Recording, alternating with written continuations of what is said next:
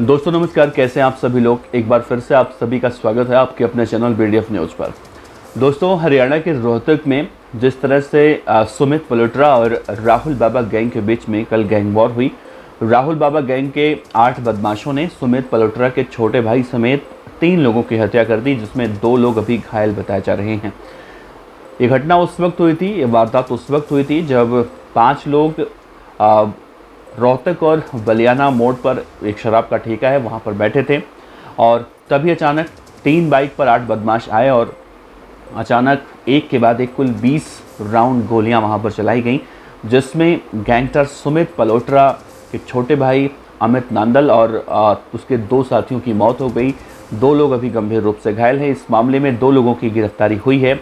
लेकिन अब चुनाव से पहले जिस तरह से हरियाणा के अंदर गैंग वॉर देखने को मिला है, अब पूरा रोष देखने को मिल रहा है और मरने वाले लोगों के जो परिजन लोग हैं या उनके चाहने वाले लोग हैं, उनके समर्थक हैं, अब पोस्टमार्टम को लेकर भी बड़ा बवाल खड़ा कर रहे हैं।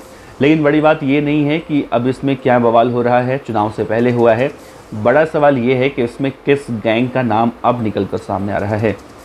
तो दोस्तों, आज के इस वीडियो में बताऊंगा कि कल इस गैंग वॉर के बाद अब यानी आज तक क्या कुछ हुआ। लॉरेंस बिश्नोई का नाम कैसे इस पूरे मामले में निकलकर सामने आ रहा है। गैंगस्टर काला जठेड़ी जो हरियाणा के सोनीपत के राई का रहने वाला है, जो दिल्ली के तिहाड़ जेल में इस वक्त मौजूद है, उसका नाम भी इस पूरे वारदात में निकलकर सामने आ रहा है। जिसके बाद अब हरियाणा के अंदर खास तौर से रोहतक के इस गैंग वॉर के बाद अब इस बात की आशंका से इनकार नहीं किया जा सकता कि आने वाले समय में इस तरह की गैंग वॉर बदले की खातिर और भी देखने को मिले। तो आज के इस वीडियो में दोस्तों मैं आपको बताऊंगा कि कल से लेकर आज तक इस पूरे वारदात के बाद क्या कुछ हुआ, अब क्या कुछ कहा जा रहा है और हरियाणा के अंदर इस तरह से जो वारदातें लगातार देखने को मिल रही हैं, इसका अंत कहां पर है। तो इस वीडियो के अंत तक बने रहिएगा दोस्तों। एक बार फिर से आप सभी को नमस्ते करते हैं। मेरा नाम है देवनाथ पांडे। तो सबसे पहले मैं आपको 2 तस्वीरें दिखाने की अगर कोशिश करूं तो देखिए 2 तस्वीरें हैं। एक का नाम है सुमित पलोत्रा और दूसरे का नाम है गैंगस्टर राहुल बाबा। और नीचे आपको जो 2 तस्वीरें देखने को मिल रही हैं, इसमें गैंगस्टर लॉरेंस बिश्नोई आपको देखने को मिल रहा होगा। दूसरी तस्वीर गैंगस्टर गोल्डी बराड़ की है। अब देखिए, ये गैंग वॉर हुई, उसके बाद जब 3 लोगों की हत्या हो गई, 2 लोग गंभीर रूप से घायल हो गए। इसके बाद अब देखा जा रहा है कि विधानसभा चुनाव से पहले हरियाणा के अंदर गैंगस्टरों का इस तरह से एक्टिव होना कहीं ना कहीं प्रशासन के लिए और किसी बड़े खतरे से कम नहीं है। और इन वारदातों में गैंगस्टर काला जठेड़ी और लॉरेंस बिश्नोई का हाथ निकलकर सामने आ रहा है। हालांकि पुलिस अभी भी इस पूरे मामले की जांच पड़ताल कर रही है। अब देखिए, इस वारदात के बाद यानी 3 हत्याओं के बाद जब पोस्टमार्टम में देरी हो रही थी, जिसको लेकर गांव के लोगों का विरोध भी देखने को मिला। लोगों ने पूरी तरह से मेडिकल रोड मोड़ है वो पूरी तरह से जाम कर दिया था और जिसके बाद हालात को काबू करने के लिए, हालात को अपने पक्ष में लेने के लिए पुलिस ने बल प्रयोग किया और उन तीनों लोगों का पोस्टमार्टम हुआ। पोस्टमार्टम करने के बाद उन सभी को उनके सभी के बॉडीज को उनके घर वालों को सौंप दिया गया है।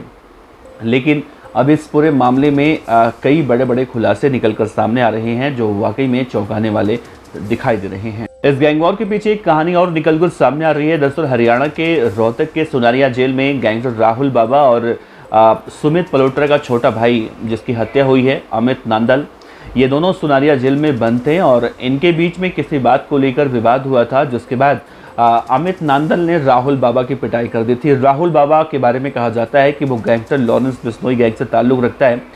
अब इसी जेल में हमले के बाद ये पूरी गैंग वॉर की कहानी लिखी गई और बदले के लिए तथाकथित राहुल बाबा ने अमित नांदल के जेल से बाहर आने का इंतज़ार किया और कहा जा रहा है कि अब से कुछ दिन पहले अमित नांदल ही जेल से बाहर आया था। लगातार रेकी की जा रही थी, मौका खोजा जा रहा था और जब मौका मिला तो करीब आधा दर्जन से ज़्यादा बदमाश उस वक्त वहां पर पहुंचते हैं जब रोहतक और बलियाना मोड़ पर स्थित शराब के ठेके पर 5 से 6 लोग बैठे हुए थे। तभी जो शूटर वहां पर आते हैं, कुछ लोग ये बता रहे हैं कि अचानक गोलीबारी नहीं हुई, बल्कि वहां पर आकर सबसे पहले वो ये पूछते हैं कि इनमें से अमित नांदल कौन है। यानी कि सुमित पलोत्रा का जो छोटा भाई था अमित नांदल, जिसने रोहतक की सुनारिया जेल में राहुल बाबा पर हमला करवाया था, सीधा सीधा टारगेट वही था। और जैसे ही वो लोग पूछते हैं कि अमित नांदल कौन है, तो अमित उसमें से खड़ा होता है और कहता है मैं हूँ अमित नांदल। और जैसे ही वो मैं हूँ अमित नांदल बोलता है, उसके सीने में कई गोलियां उतार दी जाती हैं। आसपास में उसके जो दोस्त होते हैं वो बीच बचाव की कोशिश करते हैं, कुछ लोग भागने की कोशिश करते हैं, लेकिन हमलावर इतने ज़्यादा बेखौफ होते हैं कि उन सभी को गोली मार देते हैं।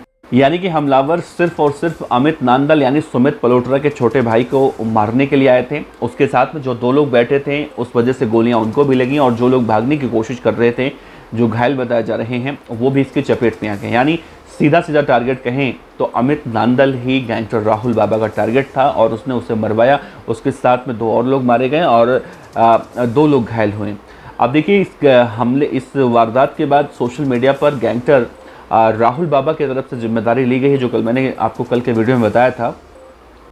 इस मामले में 2 बदमाशों की गिरफ्तारी हरियाणा की रोहतक पुलिस ने की है, और पुलिस की तरफ से जो वक्तव्य निकल कर सामने आया है उसमें यही कहा जा रहा है कि 2 बदमाश गिरफ्तार हुए हैं। शुरुआती एंगल से लॉरेंस बिश्नोई और काला जठेड़ी का नाम सामने आ रहा है, लेकिन पुलिस अभी शुरुआती एंगल में है और अभी किसी भी मामले में बिना तह तक जाए कुछ भी नहीं कह सकती है।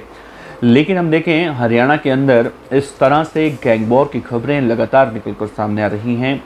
हम जनवरी से लेकर अब तक देखें तो ऐसी कई वारदातें हुई हैं, चाहे हिमांशु भाव हो या फिर लॉरेंस बिश्नोई गैंग हो, कपिल सांगवान और नंदू हो, या फिर आज का मामला हम देखें लगातार सामने आ रहा है। पहले हरियाणा के मुरथल ढाबे पर गैंगस्टर हिमांशु भाव ने एक सटोरिये की हत्या की थी, सुरेंद्र मलिक जिसका नाम था।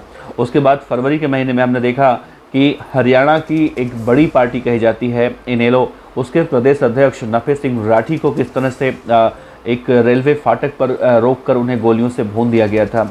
उसके बाद हरियाणा के अंदर ऐसे कई नेता हैं या कई ऐसे नेताओं के प्रतिष्ठान हैं, यानी हम देखें महिंद्रा कार शोरूम के अंदर फायरिंग की गई थी जो इनेलो के एक नेता का था। उसके बाद एक और जेजेपी के नेता को मारा गया था, और अब निकलकर सामने आया हरियाणा के रोहतक में एक गैंगस्टर के छोटे भाई समेत 2 लोगों की हत्या कर दी गई। तो कहीं ना कहीं देखिए, हरियाणा के अंदर विधानसभा चुनाव है, और ऐसे में सभी सियासी पार्टियां इस वक्त अपने अपने वोटरों को साधने के लिए चुनाव प्रचार कर रही हैं। लेकिन चुनाव प्रचार के बीच में अगर इस तरह से होता है, यानी कि हम देखें चुनाव से पहले जिस तरह से देखा जाता है, पुलिस पैसों को लेकर या हथियारों को लेकर या इस तरह से कहीं कोई घटना सुनने को ना मिले, हर मुद्दे पर चौकसी बरतती है। लेकिन ऐसे में पुलिस से कहाँ चूक हुई, ये कहीं ना कहीं सबसे बड़ा सवाल उठ रहा है। लेकिन अभी भी ये दावा किया जा रहा है कि बहुत जल्दी ही आरोपी गिरफ्तार हो जाएंगे और उन सभी को पकड़ लिया जाएगा।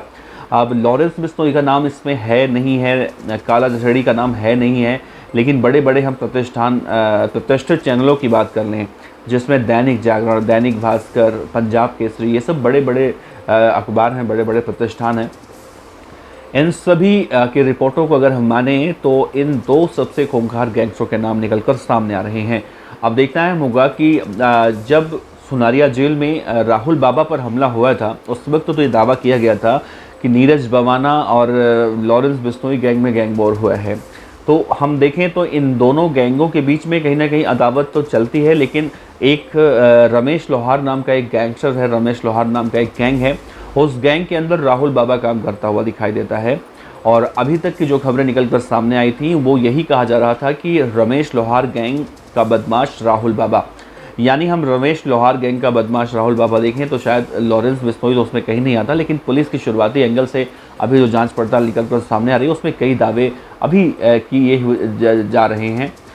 फिलहाल अब देखना होगा जैसे जैसे पुलिस की इन्वेस्टिगेशन आगे बढ़ेगी, इस पूरे केस में क्या कुछ खुलासे होते हैं। आप बने रहिए BDF न्यूज़ के साथ, हम पल पल की रिपोर्ट आप तक पहुंचाते रहेंगे। नमस्कार, जय हिंद।